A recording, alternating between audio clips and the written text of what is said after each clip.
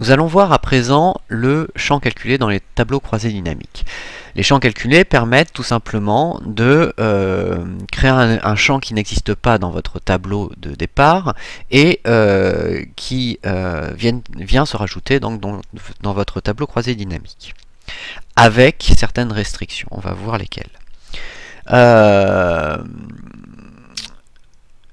Je vous avais expliqué un tout petit peu avant dans les vidéos de cette formation que ici mes valeurs, pour qu'elles soient exactes, il fallait les multiplier par 0,1. C'est-à-dire que par exemple à Bourges, le 2 janvier 1979, il n'est pas tombé 12 mm de pluie, mais 1,2.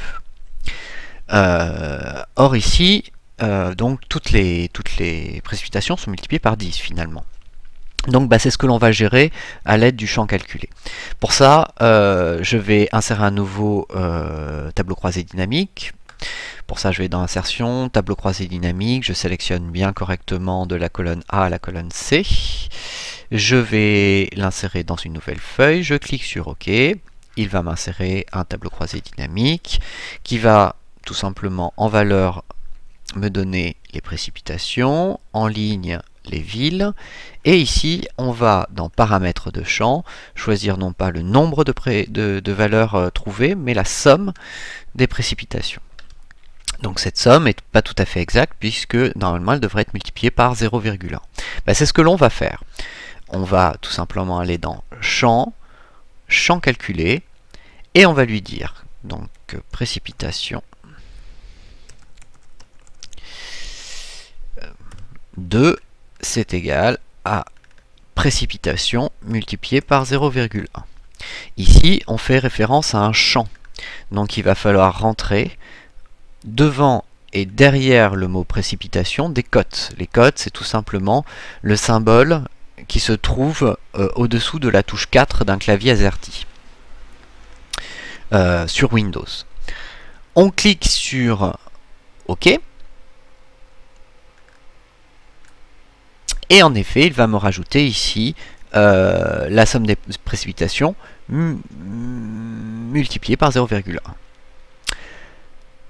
Alors, le problème de ces champs calculés, c'est que on ne peut pas faire tout et n'importe quoi. On ne peut faire des champs calculés qu'à partir d'une somme. On ne peut pas faire par exemple une moyenne. Je vous fais un exemple. Je vais donc décocher ce que je viens de faire. Je vais garder somme des précipitations que je vais mettre ici en moyenne.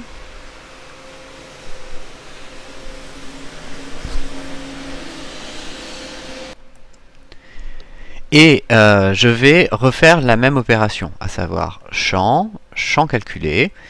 Je vais l'appeler précipitation. Ah mince. Précipitation 3.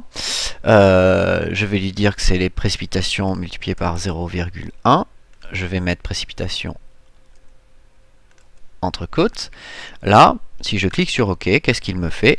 Il me fait encore une fois la somme des précipitations. Si je vais dans paramètres des champs et que je mets moyenne, je clique sur OK, il me garde malgré tout toujours la somme des précipitations. Si je mets paramètres des champs, je mets par exemple le produit ou le nombre, il me garde toujours la somme. Donc quoi qu'il arrive, il me fera toujours la somme et non autre chose. On peut essayer aussi en mettant par exemple précipitation 4, faire quelque chose de ce style-là, égale moyenne des précipitations multiplié par 0,1. On clique sur OK. Quoi qu'il arrive, il fera toujours la moyenne de la somme. Donc, rien à faire, ça ne fonctionnera pas. Les nombres seront toujours rassemblés sous forme de somme. Par contre, ce qu'il est possible de faire, ça sans aucun problème, c'est d'insérer en effet des éléments comme des conditions à l'intérieur de mon calcul. Pour ça, je vous montre. Je vais décocher la précipitation 3 des précipitations 4. Je vais revenir en paramètres de champ à une somme. Donc là, je retrouve bien mon tableau de départ. Je vais insérer un champ calculé.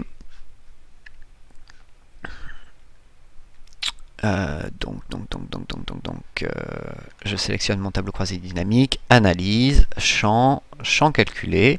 Je vais l'appeler test. Ça n'a aucune valeur spécifique. Je vais juste lui dire que égale si précipitation